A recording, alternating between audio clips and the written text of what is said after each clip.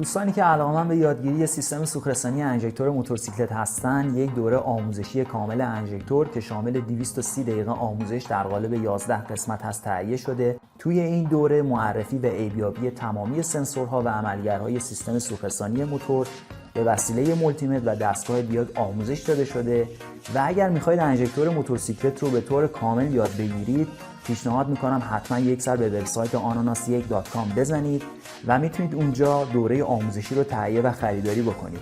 و عزیزانی که این دوره رو خریداری میکنن، اگر در آینده ویدیویی به این مجموعه اضافه بشه، آپدیت اون برای خریداران به صورت رایگان و اتوماتیک ارسال میشه.